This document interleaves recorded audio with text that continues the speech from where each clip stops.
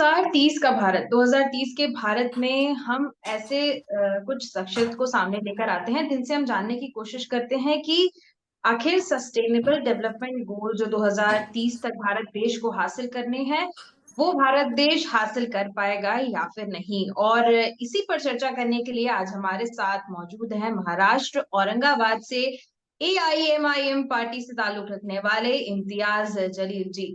Sir, मैं स्वागत करती हूँ आपका हमारे इस खास कार्यक्रम 2030 के भारत में।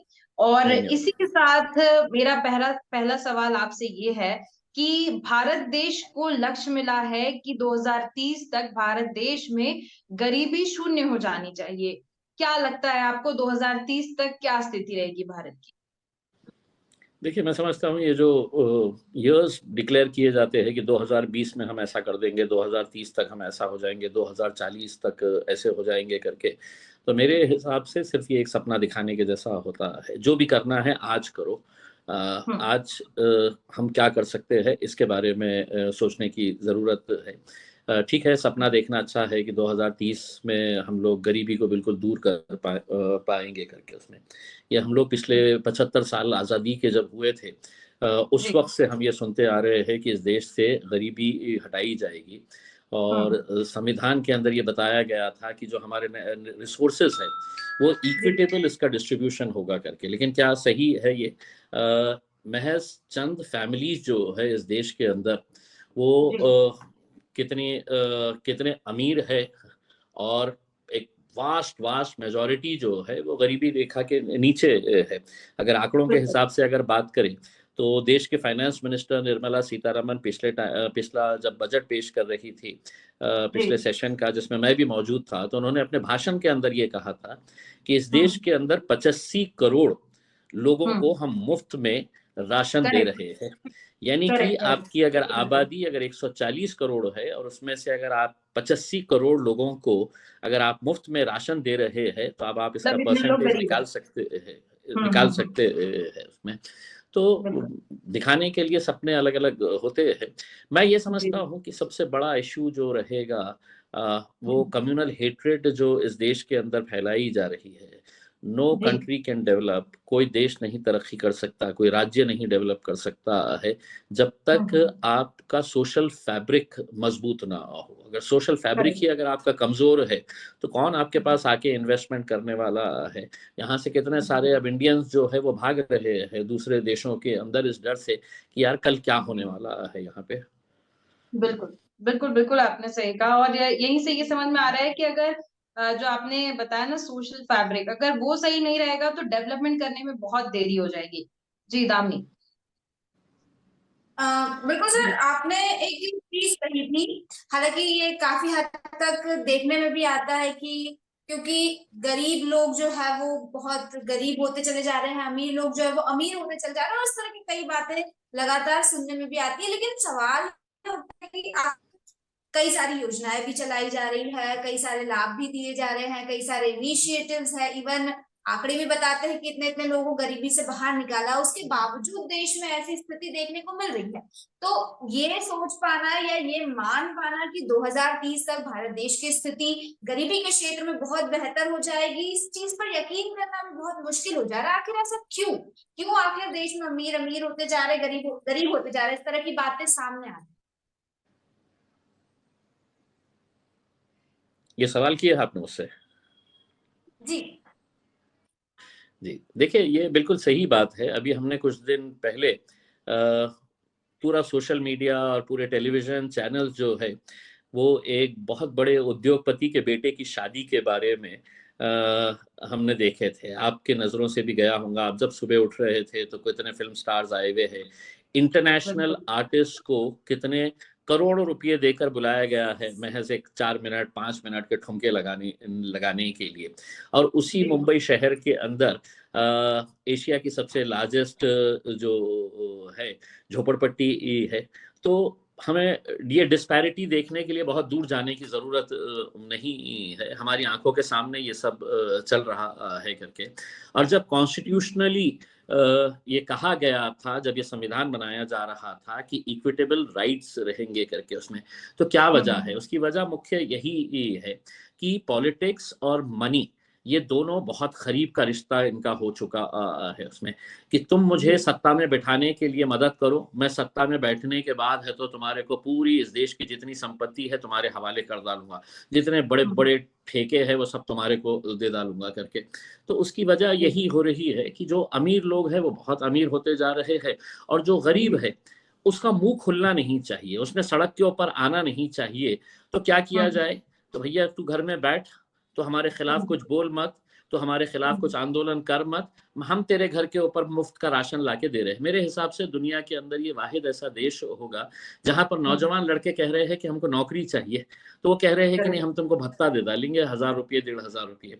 अब महाराष्ट्र के अंदर एक लाडली बहन स्कीम स्टार्ट की गई है, कहाँ से प्रेरणा ली गई है, तो मध्य प्रदेश के अंदर बोले भारतीय जनता पार्टी के जीतने की वजह ये थी कि मुफ्त में है तो हम हमारी बहनों को है तो 1500 रुपये देंगे करके। उसमें किसी बहन को ये नहीं है, वो कह रहे हैं कि हमारे को नौकरी दीजिए, हमारे को काम दीजिएगा करके।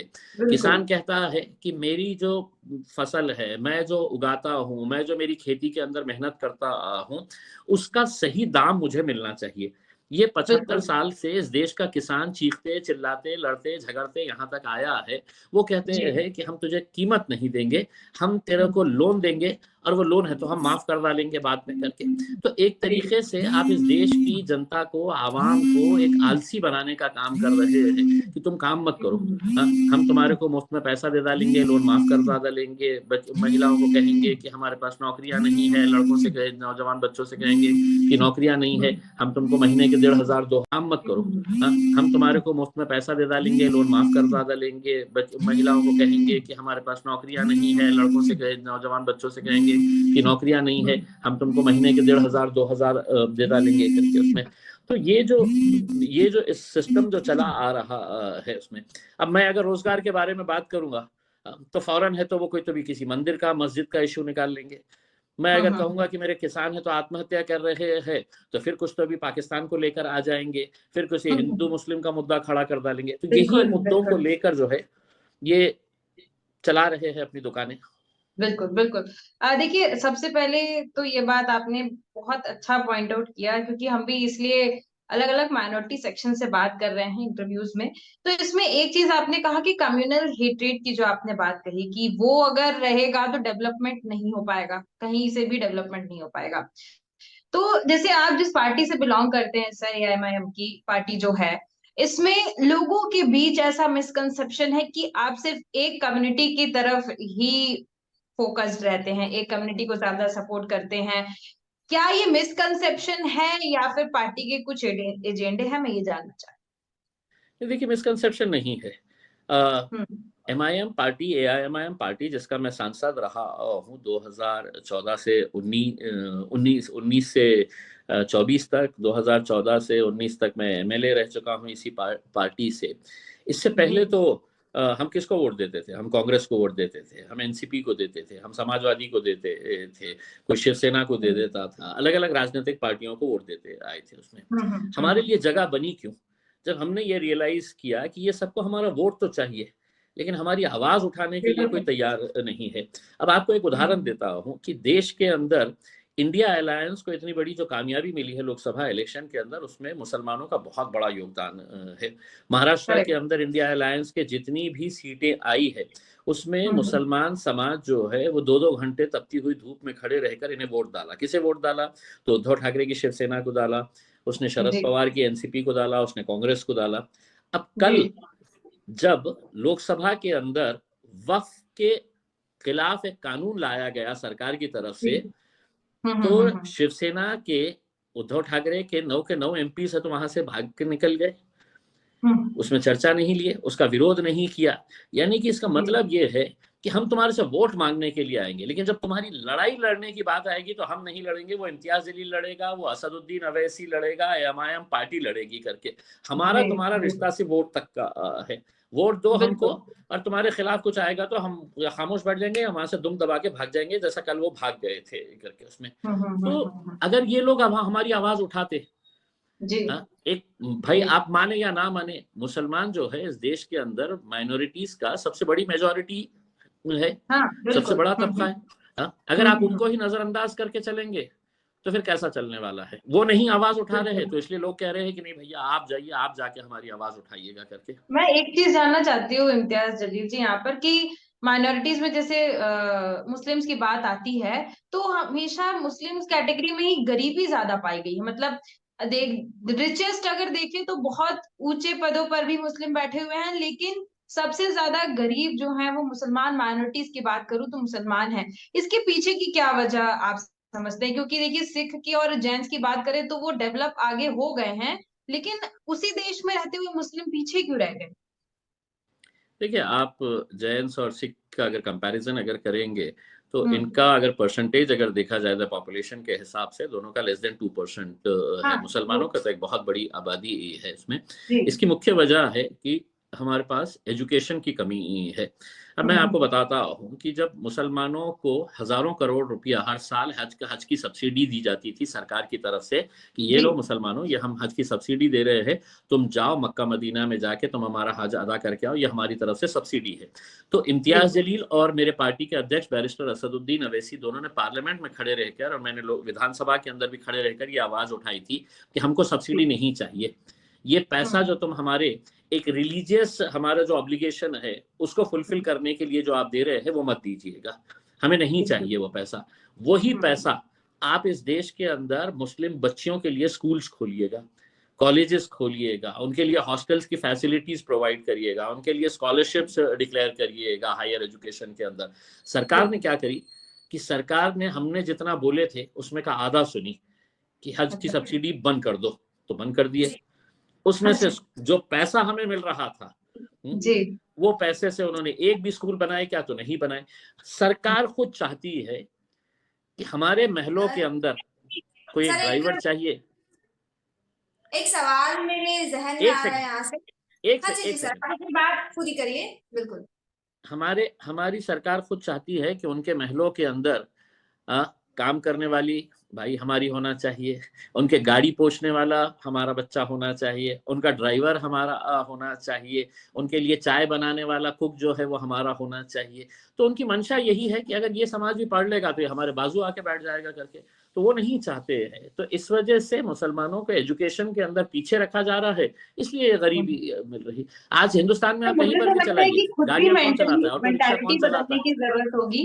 मुझे ऐसा लगता है खुद भी थोड़ी सी मेंटालिटी बदलने की जरूरत होगी। जैसे सपोज समाज में तो लोग कहते हैं ना कि समाज में तो टांग खिंचाई होती ही है, लेकिन खुद में अगर हमको कुछ करना है तो खुद की मेंटालिटी भी चेंज करनी होगी। जैसे अब आप हैं तो आप भी उसी समाज से बिलोंग करते हैं, लेकिन आज आपका बहुत अच्छा नाम है, आपने पत्रकारिता के क्षेत्र में भी काफी योगदान दिया, मैंने आपके बारे में पढ़ा तो। लेकिन वही है, क्योंकि आपने अपनी मेंटालिटी बदली है यहाँ पर। क्या ऐसा कुछ, क्योंकि एक समुदाय की तरफ से कुछ ऐसा हो सकता है क्या कि एक समुदाय अपने ही समुदाय को वहां पर ट्रेन करे कि नहीं आपको आगे बढ़ना है एजुकेशन के क्षेत्र में, देश में कुछ करके दिखाना है, तो हो सकता है कि मेंटालिटी बदले और फिर अचानक से चेंज आ सकता है, क्योंकि एजुकेशन ही एक। देखिए, मैं तो बहुत छोटा सा एक अदना सा आदमी हूँ उसमें। मेरे तरफ से जितना हो सकता है मैं करता हूँ कोशिश, मेरे लेवल के ऊपर, मेरी कॉन्स्टिट्यूएंसी के हद तक जितना बदलाव मैं ला सकता हूँ वो कोशिश करते रहता हूँ। लेकिन मेरी है, देखिए स्नेहा नाम है आपका जी।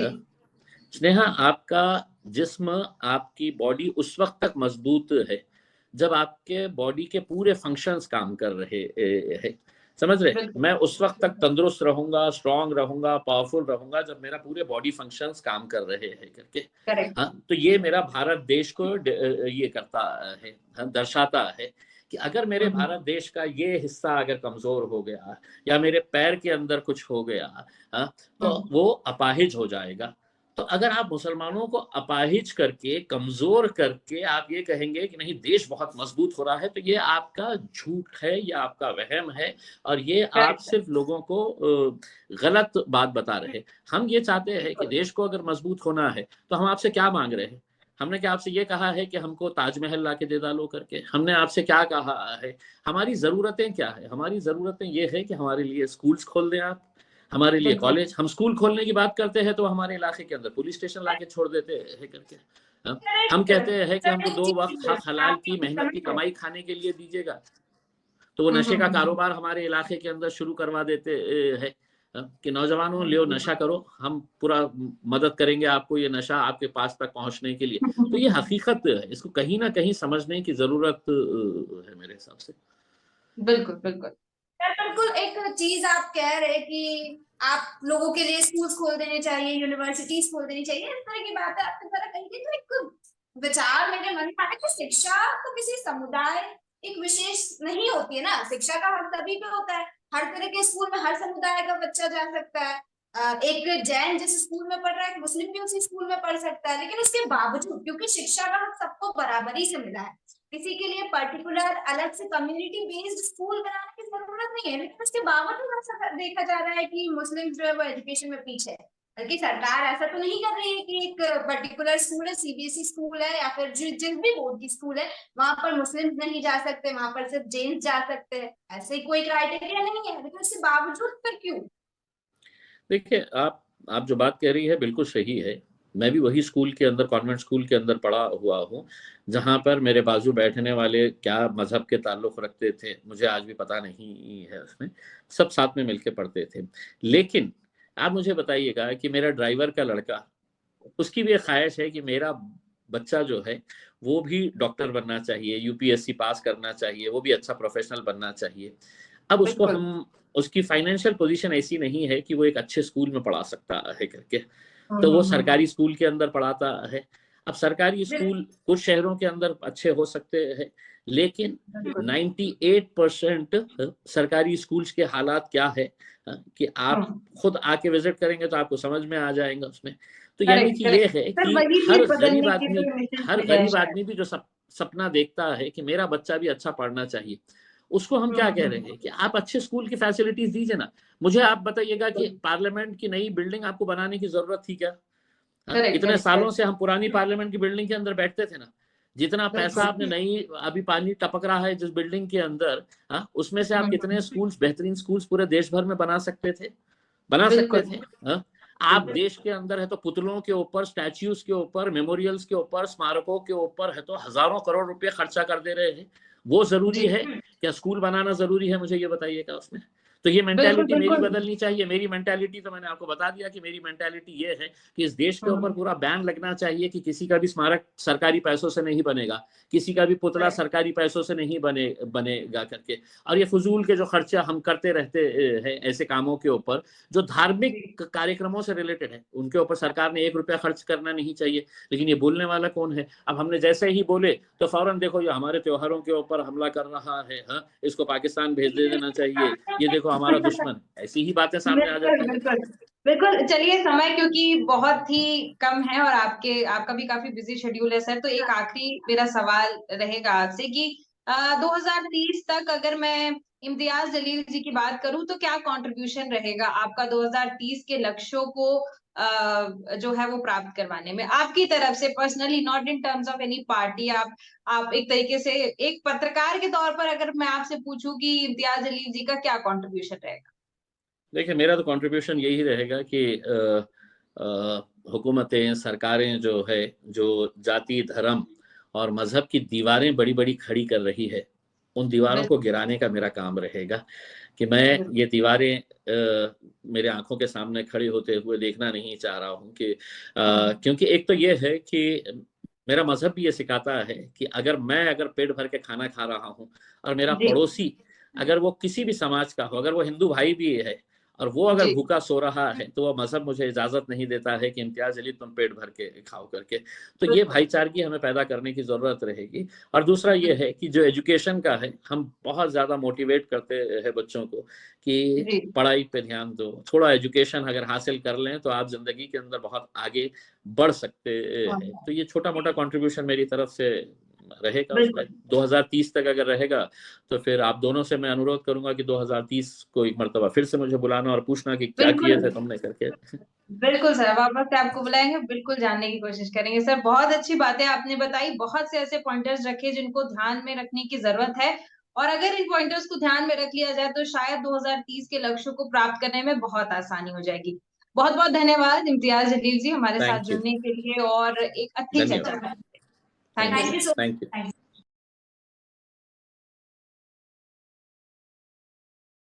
मच।